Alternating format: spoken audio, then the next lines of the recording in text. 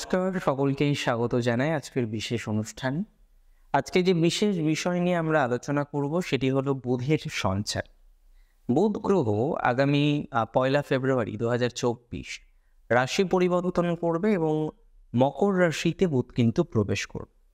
এই যে মকর রাশিতে বুধের প্রবেশ, আপনারা বুঝতেই পারছেন যে প্রত্যেকটি গ্রহের যখন রাশি পরিবর্তন ঘটে, বিশেষ বিশেষ কোনো না কোনো ক্ষেত্রে সে প্রভাব বিস্তার করে। আমরা মার্কারি নিয়ে এর আগে জেনেছি মার্কারির যে ইনফ্লুয়েন্স, মার্কারির যে বিভিন্ন দিকের দক্ষতা এবং সত্যি কথা বলতে কি প্রত্যেকটি প্ল্যানেটের কিছু স্থির কারকতা থাকে। হ্যাঁ, সেই স্থির কারকতাকে ভেদ করেও নির্দিষ্ট ভাব অনুসারে সে বিভিন্ন রকম ফল দিয়ে থাকে বটে, কিন্তু স্থির কারকতাকে কোনোভাবেই সে নালিফাইড করে না বা করতে পারে না। যেমন ধরা যাক একটা ফ্রেন্ডশিপ, সেখানে ডেফিনেটলি রুলিং প্ল্যানেট থাকবে, ভাব অনুসারে বিভিন্ন রকম গ্রহগত অবস্থান আসবে, কিন্তু মার্কারির কম্বিনেশনটাও কিন্তু সেক্ষেত্রে খুব ইম্পর্টেন্ট ভূমিকা গ্রহণ করবে। তার মানে আমরা এখানে এটা বুঝতে পারলাম যে প্রত্যেকটি গ্রহের নির্দিষ্ট কিছু সেক্টর থাকে যাতে তারা প্রভাব বিস্তার করে। যেমন বুধ গ্রহ একজন একটা বিষয়কে কপি করছে, অনুকরণ করছে, সেটার জন্য বুধকে প্রয়োজন। একজন ব্যবসা বাণিজ্য করবে, অবশ্যই বুধের স্ট্রং হওয়াটা প্রয়োজন যদি সফলতার চূড়ায় পৌঁছাতে হয়। একজনের কথাবার্তা দক্ষতা আছে, নিশ্চিতভাবে তার বুধটা খুব স্ট্রং। বুদ্ধি, যে কোনো কিছু গ্রহণ করার ক্ষমতা, তৎসহ বা পটুতা, তৎসহ ফ্রেন্ডশিপ, তৎসহ কমিউনিকেশন, কানেকশন, যোগাযোগ, মেসেঞ্জার, এই সমস্ত কিছুতে কিন্তু বুধের ভূমিকা খুব গুরুত্বপূর্ণ। আপনার বয়ফ্রেন্ড গার্লফ্রেন্ডের সাথে আপনার এখন বন্ধুত্ব নেই, আপনার সাথে দূরত্ব রয়েছে, যে কমিউনিকেশন গ্যাপ তৈরি হয়েছে, নিশ্চিতভাবেই বুধের কোনো না কোনো প্রভাব তার মধ্যে আমরা লক্ষ্য করব। ডেফিনেটলি ভাবেরও প্রয়োজনীয়তা আছে, কিন্তু কোনোভাবেই প্ল্যানেটকে আমরা উপেক্ষা করতে পারি না। যাই হোক, এখন প্রশ্ন হলো ১লা ফেব্রুয়ারির পর থেকে যে ট্রানজিটটা থাকছে ৩ সপ্তাহ প্রায়, এর ফলাফল কেমন থাকবে? ৩টি রাশি নিয়ে আলোচনা করব। প্রথম ডেফিনেটলি তুলা রাশি, দ্বিতীয় আমরা আলোচনা করব বৃশ্চিক রাশি এবং তৃতীয় আমরা আলোচনা করব ধনু রাশি। তুলা রাশির জাতক জাতিকাদের খুব ভালো করে বুঝুন, আপনাদের নবম ঘরের অধিপতি এবং দ্বাদশপতি হচ্ছেন বুধ। তিনি যাবেন চতুর্থ ভাব। এই যে চতুর্থ ভাব, এটি খুব শুভ ভাব, কেন্দ্র, এবং এখানে যখন বুধের প্রবেশ ঘটবে আমরা দেখব পারিবারিক বিভিন্ন যে অশান্তিগুলো আপনাদের ছিল, একটা আনস্টেবল ফেজ চলছিল না কিছুদিন আগেও, পারিবারিক বিষয় নিয়ে এখনো চলছে অনেকে, তো সেই জায়গাটা কিছুটা কিন্তু রেকটিফাই হওয়ার মতো অবকাশ আসবে। এটি নয় যে যেভাবে চলছে সেভাবেই চলবে, কোনো রকম রেকটিফিকেশনের জায়গা থাকছে না। উপরন্তু আমি মনে করি পারিবারিক যে অশান্তি, পারিবারিক যে ঝামেলা, হ্যাঁ, নিজেদের মধ্যে যে অশান্তির জায়গাটা বর্তমানে চলছে, নানা রকম ডিস্টারবেন্সের জায়গাগুলো চলছে, এগুলো কিন্তু রেকটিফাই হবে। আর তেমন একটা অবকাশ নিশ্চিতভাবে আসতে চলেছে যদি আপনার রাশিটি হয়ে থাকে তুলা রাশি। তুলা রাশির ক্ষেত্রে শুধু পারিবারিক ঝামেলা বা পারিবারিক ক্ষেত্রে নয়, আমরা কিন্তু কিছুটা পজিটিভিটি লক্ষ্য করতেই পারবো এডুকেশনের ক্ষেত্রে। অনেকে এডুকেশন নিয়ে বেশ সমস্যার মধ্যে রয়েছেন, এডুকেশনের আপলিফমেন্টই হতে চাইছে না, এবং এখানে গিয়ে আপনি নিজে একটা ডিসিশন নিতে পারছেন না। মূলত সমস্যাটা হচ্ছে আপনার ডিসিশন যেন বারবার পরিবর্তিত হচ্ছে। রাত্রে আপনি ঘুমাতে যাওয়ার আগে ভাবছেন না এই কোর্সে এনরোল করব, সকালে উঠে মনে হচ্ছে না এই কোর্সে এনরোল করা যাবে না। তো এই যে কন্ট্রাডিকশন, এই যে প্রবলেম রিগার্ডিং ডিসিশন আর প্রবলেম রিগার্ডিং ডিসিশন মেকিং, এটা কিন্তু আপনাদের ক্ষেত্রে খুব জটিলভাবে কাজ করছে, এবং আমি মনে করি যে আপনাদের এই সমস্যা থেকে অন্তত কিছুটা সমাধানযোগ্য জায়গা আমরা তৈরি করতে পারবো। কিছুটা সমাধানযোগ্য জায়গা অন্তত পক্ষে আসতে পারে যদি আপনার রাশিটি নিশ্চিতভাবে হয়ে থাকে তুলা। তুলার অনেকেই ফরেনে যেতে খুব ইচ্ছুক, কিন্তু এর আগে আপনি ভিসার জন্য অ্যাপ্লাই করলেন, সেটা কিন্তু স্যাংশন হলো না, বা এর আগে আপনি বিভিন্ন কোম্পানিতে থ্রু দিয়ে যেতে চাইছেন, ডেফিনেটলি ওয়ার্কিং ভিসা নিয়ে যাবেন, কিন্তু কোথাও যেন গিয়ে ফাইনালাইজড হওয়ার আগ মুহূর্তে আপনার এই জায়গাটা আর এগোতে চাইছে না, বা এক কথায় যদি বলি এগোচ্ছে না। এই যে সমস্যা, এই যে সমস্যাটা আপনারা কারেন্টলি ফেস করছেন, আমি খুব স্ট্রংলি মনে করছি যে এটিকে সমাধান করা যাবে। আমার খুব স্ট্রংলি মনে হচ্ছে এটি সমাধান করে আমরা কিন্তু এগিয়ে যেতে পারবো। কারণ তুলা রাশির তেমনই সমন্বয় রয়েছে। বিদেশ যাওয়ার ক্ষেত্রে বাধা, সেটা এডুকেশন রিলেটেড হলে তাহলে আমি বলবো অনেক বেশি সম্ভাবনা আছে এই 20টা দিন বা 21টা দিনের মধ্যে সমাধানটা হয়ে যাওয়ার। দ্বিতীয়ত, যারা চাকরি করছেন এবং মূলত একটু চাকরির মোডটাকে চেঞ্জ করতে চাইছেন, বিদেশের কথা বলছি, যারা অলরেডি বিদেশে রয়েছেন তাদের কথা বলছি, তাদের ক্ষেত্রেও কিন্তু ধনাত্মক ভাইবস আমরা লক্ষ্য করতে পারবো। তবে রিলেশনশিপ ফ্রন্ট নিয়ে যদি কথা বলি, সেটা কিন্তু খুব যে পজিটিভ সেটা যেমন নয়, খুব যে নেগেটিভ সেটিও কিন্তু নয়। তবে ওভারঅল পজিটিভিটি এই ট্রানজিটের পরেই বৃদ্ধিপ্রাপ্ত হওয়ার মতো অবকাশ থাকছে। এই ট্রানজিট আপনাদের রিলেশনশিপের ক্ষেত্রে অতটা প্রভাব বিস্তার করবে না। এই সময় কিছু সম্পর্ক, যেটা পিতা বা পিতৃতুল্য কোনো ব্যক্তিত্বদের সাথে আপনার বিরক্তিকর পরিস্থিতি তৈরি হয়েছে বা ডিস্টার্ব পরিস্থিতি তৈরি হয়েছে, সেই জায়গাতে আমি বলবো সমাধানযোগ্য জায়গা আছে বা সেই জায়গাতে অনেক বেশি ধনাত্মকতা আসতে পারে, তেমন একটা সম্ভাবনা কিন্তু রয়েছে যদি আপনার রাশিটি নিশ্চিতভাবেই হয়ে থাকে তুলা।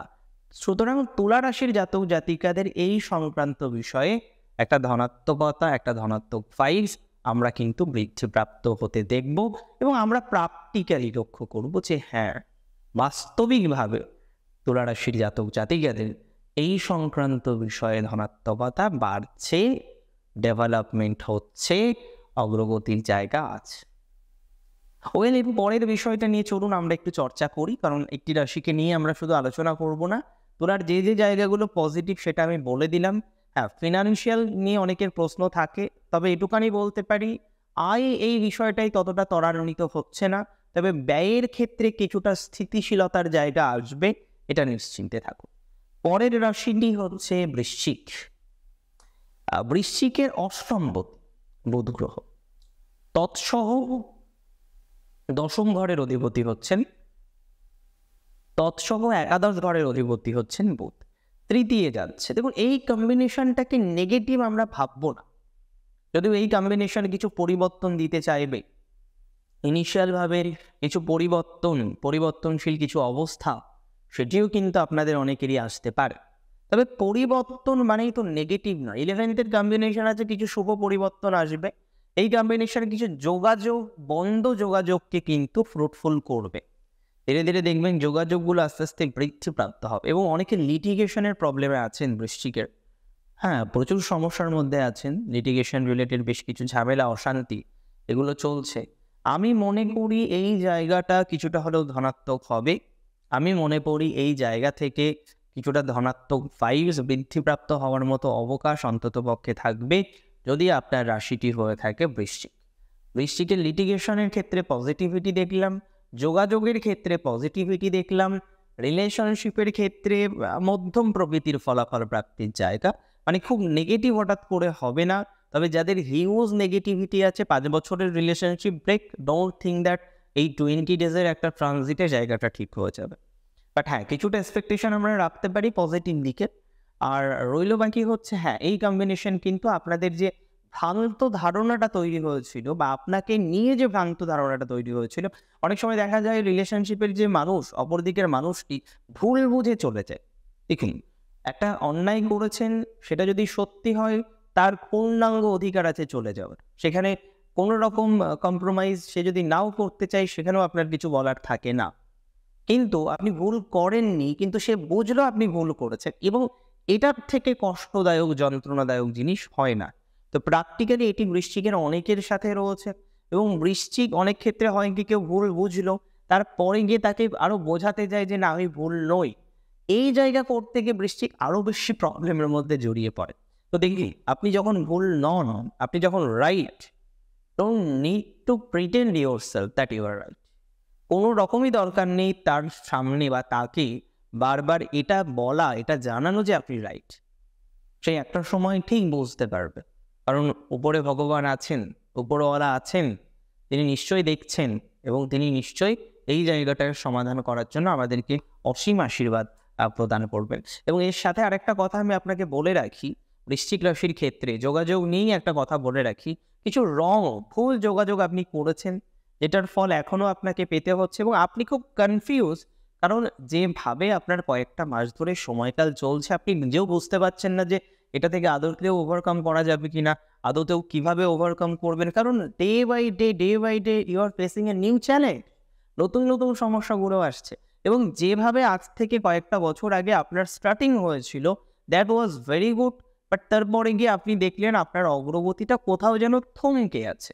না এগোচ্ছে, না ব্যাকে যাচ্ছে। মানে চলছে, জাস্ট ওই গতি চলছে। একটা সময় হয়তো শুরু করেছিলেন একটা কুরিয়ার কোম্পানি থেকে রিসেপশনিস্ট হিসেবে। এখন হয়তো গিয়ে আপনি একটা ভালো কোনো রিটেলে এসছেন। কিন্তু অগ্রগতি আপনার হয়নি। হিসাব করে দেখুন, তখন হয়তো আপনার স্যালারি ছিল ৮, এখন হয়তো ইনকাম করেন 18 বা 25। কিন্তু যেভাবে ইনফ্লেমেশনটা হয়েছে, সেক্ষেত্রে ৮ও যা ছিল, ২৫এও সেই একই রকম অবস্থায় রয়েছে। হয়তো ১৯-২০ থাকতে পারে, বাট খুব যে ডেভেলপমেন্ট করেছেন, ৫ বছরে যে হাইক হওয়ার কথা ছিল সেটা হয়নি। এটা তো আমি অনেকের ক্ষেত্রেই নিশ্চিত। আবার তার মানে কি সব বৃশ্চিক রাশির এরকম অবস্থান? না। অনেক বৃশ্চিক রাশির ক্ষেত্রে আমরা এনহান্সমেন্ট, গ্রোথ এগুলো কিন্তু লক্ষ্য করতে পারি। এর পরের যে বিষয়টি নিয়ে আমরা আলোচনা করব বা বৃশ্চিক রাশি জাতক জাতিকাদের চর্চা করব, সেই বিষয়টি হচ্ছে আপনাদের কতটা ফাইন্যান্সিয়াল স্টেবিলিটিটা থাকতে পারে, এটা দরকার। দেখুন, ফিনান্সের ক্ষেত্রে অনেকগুলো ম্যাটার কাজ করে। আমার মনে হয় বৃশ্চিক রাশি জাতক জাতিকাদের ক্ষেত্রে এটা নয় যে ফিনান্সিয়াল ক্ষেত্রে কোনো ডেভেলপমেন্টই হবে না, যেভাবে চলছে এভাবেই চলবে। উপরন্তু এরকম আমি আপনাদের আশ্বস্ত করতে পারি, কিছুটা পজিটিভিটির জায়গা বৃদ্ধিপ্রাপ্ত হবে। পূর্ণাঙ্গ না হলেও সামহাও কিছু স্থাবর সম্পত্তি, পৈতৃক সম্পত্তি প্রাপ্তির ক্ষেত্রে একটা সুযোগ সুবিধা আসতে পারে। এর পরের রাশি ধনু রাশি, এবং ধনু রাশির জাতক জাতিকাদেরও কয়েকটি বিষয় নিয়ে আমাদের জানার প্রয়োজনীয়তা রয়েছে। নিঃসন্দেহে ধনু রাশির জাতক জাতিকাদের আপাতত যে কন্ডিশনটা চলছে সেটা মধ্যম প্রকৃতির। এনহান্সমেন্টের জায়গা আমরা ধনু রাশির জাতক জাতিকাদের নিশ্চিতভাবেই লক্ষ্য করতে পারবো। কারণ আপনাদের যে সপ্তমপতি এবং দশমপতি সে সেকেন্ডে আসছে। দেখো, সেকেন্ড হাউস বুধের জন্য খুব নেগেটিভ নয়, আবার এরকম নয় এক্সট্রিম ধনাত্মক একটা কম্বিনেশন। সেকেন্ড হাউসে যখন বুধ আসবে, কিছু আর্নিংয়ের চঞ্চলতা বৃদ্ধিপ্রাপ্ত হবে, কিছু খরচের জায়গাও কিন্তু পাল্লা দিয়ে বাড়বে। তবে রিলেশনশিপের ক্ষেত্রে কিছুটা ধনাত্মক ভাইবস দেবে, সম্পর্কগুলো একটু মজবুত হতে পারে। অনেকের ক্ষেত্রেই ল লিটিগেশন ইত্যাদি বিষয়ে প্রচণ্ড পরিমাণে মেন্টাল প্রেশার রয়েছে, এবং আমি মনে করি এই জায়গাটা অনেকাংশেই ঠিক হবে, অনেকাংশেই ধনাত্মক হওয়ার মতো ভাইবস উই ক্যান এক্সপেক্ট। আমরা দেখব যে হ্যাঁ, এই ধরনের একটা ভাইবস কাজ করবে। আপনার রাশিটি হয়ে থাকে ধনুরাশি। ধনুরাশির ক্ষেত্রে এই জায়গাটা গেল, এবং কর্মজীবনের ক্ষেত্রে ব্যবসায়ীদের কিছুটা ধনাত্মকতা বাড়বে। বিশেষ করে যারা এক্সপোর্ট ইম্পোর্টের কাজ করছেন, দূরে মাল পাঠানো, সেখান থেকে কালেক্ট করা, এই ধরনের ম্যাটারের সাথে যারা কানেক্টেড রয়েছেন, যারা কিছু স্পিরিচুয়াল ম্যাটারের সাথে কানেক্টেড রয়েছেন, যে কোনো ধরনের বিজনেস যেটা রিলেটেড উইথ ফুডস, খাবার, খাদ্যদ্রব্যাদি, শিশু খাদ্য হলে সেটা আরও পজিটিভ দিকে যাবে, সেগুলোর কিন্তু কম্বিনেশন ভালো। তবে যাদের ফাইন হয়েছে বিগত ২-৩ মাসের মধ্যে, তারা একটু সতর্কে থাকবেন, আবার একটা ফাইন হতে পারে। কারণ আপনার যে কারণে ফাইন হয়েছে সেটাকে আপনি এখনও সংশোধন করেননি। এডুকেশনের ক্ষেত্রেও আপনি দেখলেন একটা পরিবর্তন করব করে রেখে দিলেন, সেটাকে কিন্তু আপনি করছেন না। আপনার সন্তানের ক্ষেত্রে যে প্রবলেমটা নিয়ে শুরু হয়েছিল ২০২৪-এর শুরুটা, সেই প্রবলেমটাকে এখনও রেকটিফাই করেননি, কারণ আপনার ব্যস্ততা সেখানে সেই জায়গাটাকে এখনো তৈরি করতে দেয়নি। কিন্তু একটা কথা মাথায় রাখতে হবে, ব্যস্ততা থাকা ডেফিনেটলি ভালো, কিন্তু এভাবে যদি কন্টিনিউ হতে থাকে সেটা আপনার জন্য ডিস্টার্বিং, সেটা আপনার জন্য সমস্যাপ্রবণ। সুতরাং এই জায়গাটাকে নিয়ন্ত্রণ করার চেষ্টা করতে হবে, এবং যতটা সম্ভব নিয়ন্ত্রণ করা যায় আমি মনে করি সেটা করা উচিত, এবং সেটি করলেই ধনাত্মকতা বা ডেভেলপমেন্ট এগুলো আমরা বেশি বৃদ্ধিপ্রাপ্ত হতে দেখব। এবং ধনুরাশির জাতক জাতিকাদের ক্ষেত্রে অনেকেই টাকা দেওয়া নেওয়ার কাজ করেন, হয়তো সমিতি বা কোঅপারেটিভ বিভিন্ন ম্যাটারের সাথে কানেক্টেড, তাদের কিছুটা ধনাত্মকতা দেখছি। এবং কোনো একটা অ্যামাউন্ট যেটা ২ বছর আগে দিয়েছিলেন, ৫ বছর আগে দিয়েছিলেন, ৬ মাস আগে দিয়েছিলেন, সেটা রিটার্ন হতে পারে। অনেকের লক্ষ্য করা যাবে যে যারা সেলফ প্রফেশনে আছেন তাদের একটু প্রফেশনাল ডিস্টারবেন্স এগুলো ফিল করতে পারেন। কিন্তু এটা আপনাকে আমি বলে রাখি যে এই ধরনের যে ডিস্টারবেন্সগুলো, এই ধরনের যে জটিলতাগুলো, এগুলো কিন্তু কিছুটা হলেও রেকটিফাই হওয়ার মতো অবকাশ আমার মনে হয় আছে, এবং সেটি কিন্তু অনেকাংশেই রেকটিফাই হবে, বা রেকটিফাই হওয়ার সংযোগ সেটা কিন্তু লক্ষ্য করতে পারছি। দেখুন, আজকের অনুষ্ঠান মূলত ৩টি রাশিকে নিয়েছিল। ডেফিনেটলি সেক্ষেত্রে আমরা আলোচনা করলাম তুলা রাশি, বৃশ্চিক রাশি এবং ধনু রাশি জাতক জাতিকাদের নিয়ে। এই 3টি রাশিকে নিয়ে আমরা যতটা কভার করতে পারি মার্কারি ট্রানজিট কভার করার চেষ্টা করলাম। এরপরেও যদি আপনার কোনো প্রশ্ন থাকে আমাকে নির্বিঘ্নে নিশ্চিন্তে জিজ্ঞাসা করতে পারেন কমেন্টের মাধ্যমে। আর প্রচুর পরিমাণে আপনারা ভালো থাকুন, অনেক বেশি সুস্থ থাকুন। আজকে এখানেই শেষ করছি। জয় শ্রী গণেশ।